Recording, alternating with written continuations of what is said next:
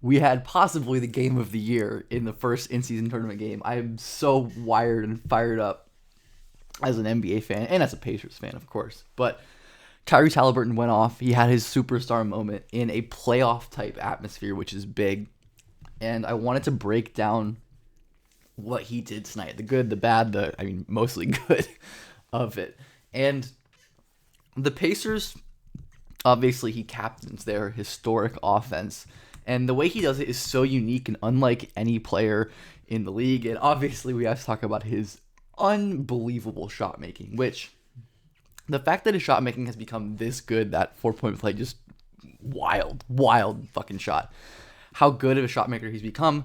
There were always flashes in college and the last couple seasons, but a lot of people, myself included at times, had questions about his ability to shoot off the dribble given his wonky-ish transition from dribble to shot. But that's honestly like his superpower. His touch is just unbelievable. He gets shots off. Like, it looks like he's losing control of the ball and he isn't in position to get the shot off, but he's able to just flick it up there with his insanely soft touch. He really is a special shot maker. He releases the ball above his head, and his handle has improved to the point where he can create a little space. And his handle is like really good and coordinated. Even like when it doesn't work, he loses the ball a little bit here, quickly dribbles and then transitions from that dribble into his release, which is, even though it like looks weird and is robotic, it's oftentimes one motion, very smooth, straight up. There isn't really like a much of a hitch these days like maybe there once was, but this ability to pick up even like out of a crossover move, like we think of guys like Garland and like Trey and Steph as the great transition from dribble to pull up three, but Haliburton does it in his own way. Really great job crossing backdoor. His quickness and flexibility and burst has really improved, as we'll talk about, but he's like in a weird off-balance position, and yet he can square himself so easily and so quickly into a jumper. And I think that ability to self-organize is key for his elite shot-making production. There's not very many players in the league do it like he does. The high release, as I mentioned, he matched up with Derek White all day. I mean, Derek White, arguably the best guard defender in the league, and this was a really freaking awesome matchup, as we'll continue to get to, but creates just enough space with the step back, and again, releases at the eye, but it's not like a hold it in the air and like bring it up and throw it. It's just a quick little flick. Derek White did block one of those, which I think I have in here somewhere later, but overall, Haliburton's release enables him to get shots off at just a ridiculous clip. And of course, he is just like a deep range sniper at this point. There is no limit to where Haliburton will pull up. He is more than happy and comfortable to just pull from the logo because he can, and this is a good shot. His efficiency on these shots, like the extent to which he hits these crazy step back deep threes, like it's superstar shit, and I don't know how much of it is truly sustainable, but I'm going to enjoy it while it lasts, and I think it's mostly real. But he did have a slower first half. As I mentioned, Derek White gave him trouble at times.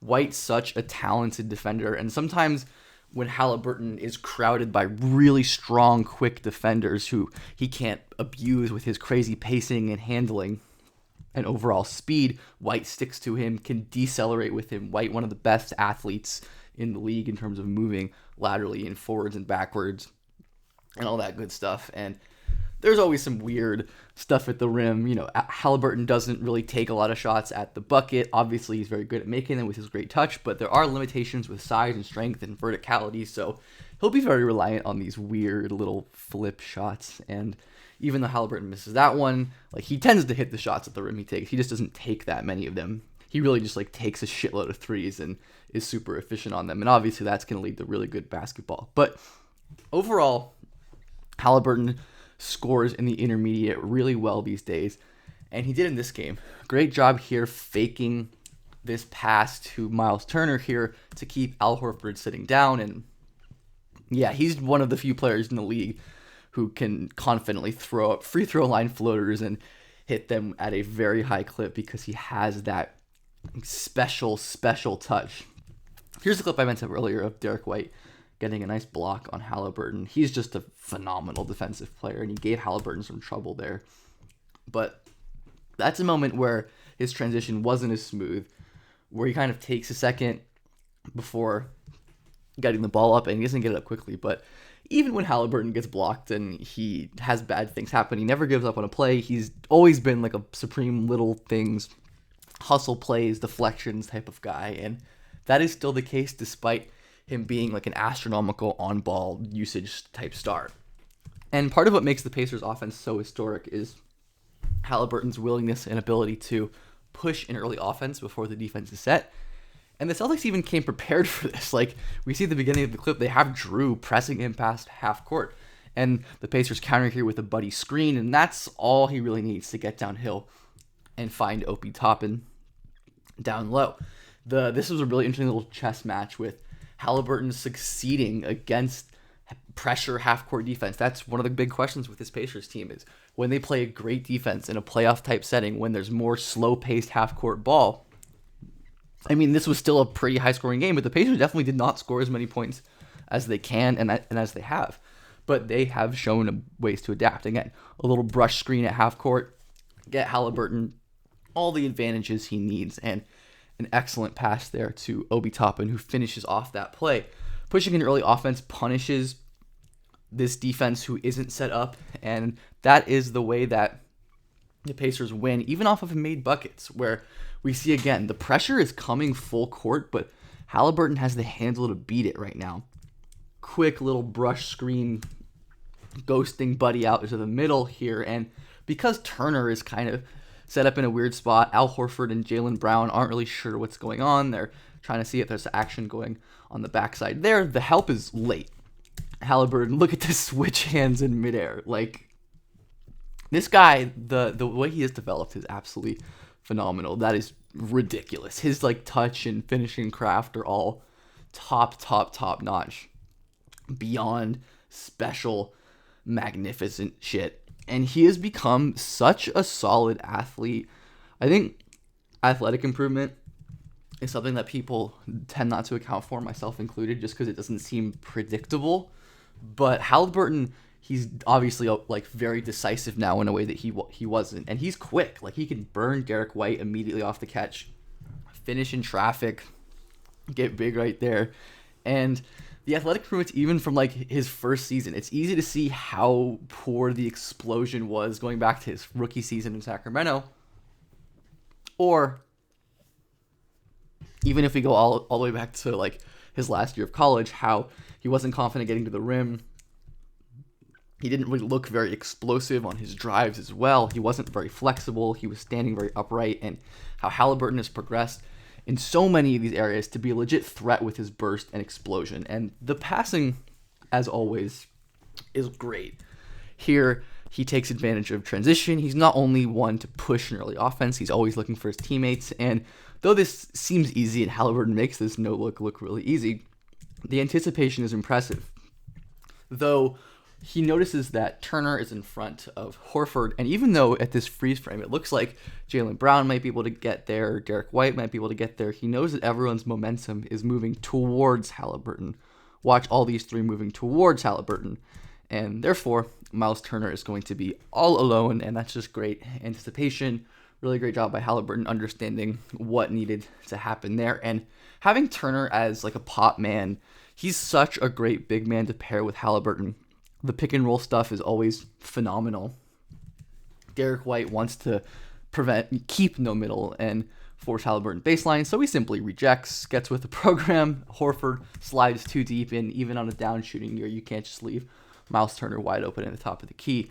And Turner is a really awesome release valve.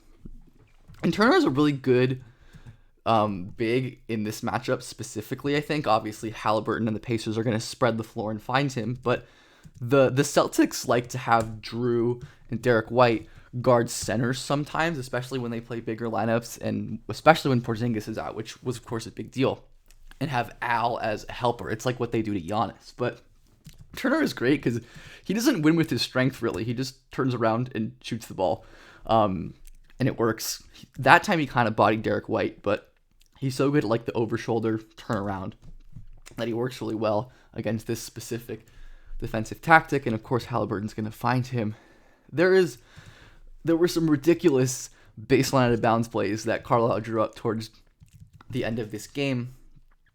I love here them preying on Horford's tendency here to like hedge out and deny. They slip Aaron Nesmith, and Haliburton finds him beautifully. Of course, Buddy Hield is such a big threat to shoot this ball that they aren't able to really get that out, and Nesmith puts it in, and yeah, I forgot this was the time where he did the too small.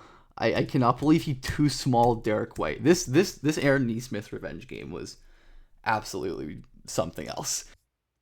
And this dagger blob play was so good. They send Buddy all around the court through this elevator screen back up to the top of the key. Having him run everywhere just creates chaos and distress. And I don't think this camera angle does justice how good this pass was from Haliburton, where he has a lot of bodies to get this ball over. He sees Buddy open, but Drew is pointing out, he recognizes it. Tatum is lingering in the area and almost gets his hand on this ball, but he's able to make a really big play there and basically end the game. And I think there's a question that some people have, like, just how good of a passer is Haliburton? And I think while he's, very, very elite, I don't think he's in the Luka, Jokic, LeBron tier, really. And I think when you do pressure him and get him on this live dribble in a more crowded defense, he can miss the highest level reads on occasion. Like again here, the best pass is probably to hit Turner for a wide open layup. And even though Nesmith ends up scoring here and it's a good play, I think those are the kind of plays that make the difference between Haliburton types and maybe someone at the level of LaMelo, and then Trey, and then Trey or Jokic or Luka or someone. But obviously Haliburton is an incredible passer, and his vision, pacing, and just overall passing acumen makes this Pacers offense go, and his manipulation and his pick and roll mastery. And to end off, I do think it's worth mentioning that he was definitely targeted on defense, which in the context of a 7-game playoff type series with really good players like Jason Tatum, Haliburton is not going to have a great time guarding them on an island. But I think a lot of this is just as much, if not more, on the fault of the other Pacers defenders and scheme. Haliburton is a pretty bad defender, but he's carrying a massive offensive load. And it's not like their help guys are banner either. Nesmith is pretty solid at this point, but the Pacers play really weird anti-meta defensive scheme where they don't like to help, and they're very they stick to shooters and they respect that space a lot. Even when Pritchard is sitting in the dunker spot, Bruce Brown is kind of not wanting to help here. A lot of NBA defenses would have this guy help aggressively, leave Toppin one pass away to guard the shooter, and then have Nembhard, this defender, zone up the weak side. But the Pacers just want to play 1v1, and I don't really understand that at times. And obviously Haliburton is not built to do that, but most defenders aren't going to have that great of a time with Jason Tatum playing 1v1 king of the court spread ISO. And obviously the Pacers aren't doing Haliburton any help on a play like this, and Toppin, this rotation barely matters. He's way behind Tatum. But point being, the Pacers proved something tonight. I really think they did. And Haliburton is at the top of it. The shot making is superstar initiator level. The passing is all world. He's an incredible driver, and he makes this Pacers team go. And I, as a Pacers fan, have not had a star like Haliburton in my lifetime on this team. Not even Paul George, or I think even prime Oladipo. Siri can be quiet on that one. But this is really special. The in-season tournament is special, and Haliburton is special.